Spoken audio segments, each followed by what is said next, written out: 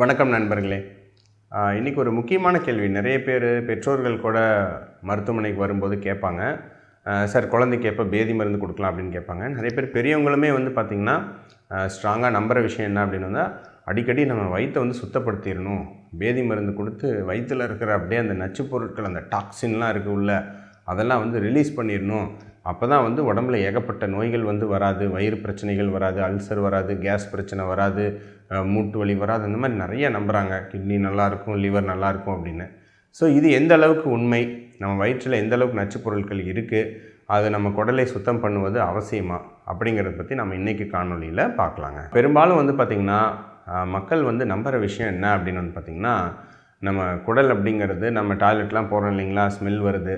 So அதனால் எல்லோரும் நம்புறது என்னென்னா, நம்ம குடலுங்கிறது ஒரு சாக்கடை மாதிரி, நம்ம உடம்புக்குள்ளே ஒரு சாக்கடை இருக்குது. சாக்கடைனா ரோட்டில் போனால் ஸ்மெல் அடிக்குது இல்லை, அந்த மாதிரி உடம்புக்குள்ளே ஒரு சாக்கடை இருக்குது. அந்த சாக்கடை அப்பப்போ எல்லாம் தண்ணி ஊற்றி நம்ம க்ளீன் பண்ணலன்னா அது நச்சு பொருட்கள்லாம் உள்ளே ஜாஸ்தி ஆயிரும் அப்படின்னு நினைக்கிறாங்க. ஸோ இது ஒரு இருக்கிறதுலே ஒரு தவறான விஷயம்ங்க. ஸோ இந்த நம்ம சாப்பிட்ற உணவுப் பொருள் இருக்குது இல்லைங்களா, அது நம்ம குடலுக்கு போகுது அப்படின்னு பார்த்தோம். ஏன் அது மலமாக வெளியே வரும்போது அவ்வளோ ஸ்மெல்லு அதெல்லாம் இருக்குது அப்படின்னு பார்த்திங்கன்னா, நம்ம உடம்பில் நம்ம பிறந்த முதல் நாள்லேருந்து உங்களுக்கு கமன்சால் பாக்டீரியா அப்படின்னு சொல்லுவோம். கமன்சால் பாக்டீரியல் அப்படின்னா என்ன அர்த்தம் அப்படின்னு பார்த்திங்கன்னா, ப்ரோபயோட்டிக் பாக்டீரியா, அதாவது நல்ல பாக்டீரியாக்கள். சரிங்களா, அது நாங்கள் நல்ல பாக்டீரியா என்னவே கெட்டதானே சொல்லுவீங்க, அது நல்ல பாக்டீரியாக்கள்னு கேட்டால், நம்ம உடம்புல கோடிக்கணக்கான, கோடியில் ட்ரில்லியன் அப்படின்னா 100 கோடி 1000 கோடி அந்த அளவில் உங்களுக்கு நல்ல பாக்டீரியாக்கள் பிறந்த நாள் முதல் உங்களுக்கு நம்ம அந்த குடலில் அது மல்டிப்ளையாக அது எப்போவுமே நம்ம வாழ்நாள் முழுக்க நம்ம குடலில் இருக்குங்க. அதாவது ஒரு அப்ராக்சிமேட் ஒரு எஸ்டிமேட் என்ன அப்படின்னு பார்த்திங்கன்னா, என்ன சொல்கிறாங்கன்னா, கிட்டத்தட்ட நம்ம உடம்புல 1.5 கிலோலேருந்து 2 கிலோ எடை வெறும் இந்த கமன்சால் பாக்டீரியாக்களோட எடை மட்டும் இருக்கும் அப்படின்னு ஒரு கணிப்பு சொல்லுது. ஸோ இந்த அளவுக்கு நமக்கு இந்த கமன்சால் பாக்டீரியாக்கள் நம்ம உடம்புல, அதுவும் பர்டிகுலராக நம்ம வயிற்று பகுதியில், குடலுக்குள்ள சிறுகுடல், அப்புறம் முக்கியமாக பெருங்குடல், இந்த மலக்குடல், இதெல்லாம் இருக்கும். இதனுடைய வேலை என்னங்க, இது சும்மா ஸ்மெல் ஏற்படுத்துறதுக்காக இருக்கா அப்படின்னா, அதாவது நம்ம உணவெல்லாம் நம்ம சாப்பிட்றோம் இல்லைங்களா, நம்ம உணவெல்லாம் சாப்பிட்டு அதெல்லாம் நமக்கு வயிற்றில் ஜீரணமாகி சிறுங்குடலில் அந்த சத்துக்கள்லாம் உறிஞ்சி அப்புறம் மலக்குடலுக்கு, அப்புறம் அந்த பெருங்குடல், இதுக்கெல்லாம் போகும்பொழுது இந்த பாக்டீரியாக்கள் தான் அதில் இருக்கக்கூடிய வேறு சில விஷயங்கள் மேலெலாம் வேலை செஞ்சு இந்த ஃபைபரெல்லாம் பிரித்து ஒரு பிரேக் டவுன் பண்ணும். அப்புறம் பார்த்திங்கன்னா உங்களுக்கு இந்த ஜீரணம் பண்ண முடியாத சில விஷயங்கள் இந்த பாக்டீரியா தான் கடைசியாக அதை உடைச்சி ஜீரணம் பண்ணுறதுக்கு உதவிகரமாக இருக்கும். இது மட்டும் இல்லாமல் நிறைய சத்துக்கள் நமக்கு இயற்கையாக நிறைய டைம் கிடைக்காமல் இருக்கும்.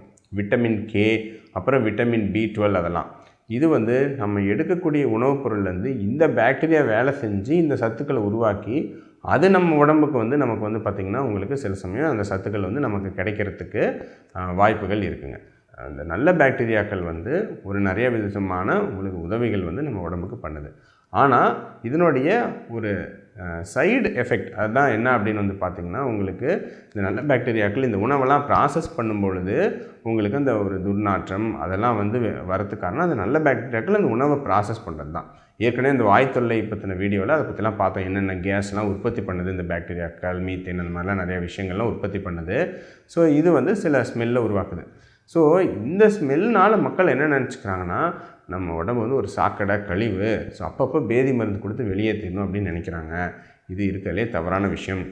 இந்த நல்ல பாக்டீரியாக்கள் மட்டும் நம்ம உடம்புல இல்லை அப்படின்னா நமக்கு உயிர்கொல்லி பெரிய தீவிரமான உங்களுக்கு நோய்கள்லாம் நம்ம உடம்புக்கு வந்துடுங்க.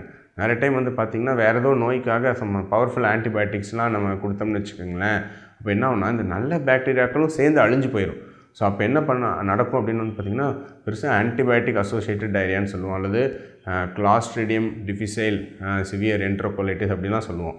அந்த மாதிரி தீவிரமான உங்களுக்கு அப்படியே ரத்த கசிவுலாம் ஆகிற அளவுக்கு தீவிரமான உங்களுக்கு பேதி, இந்த மாதிரியான பிரச்சனைகள்லாம் நடக்கிறது உண்டு.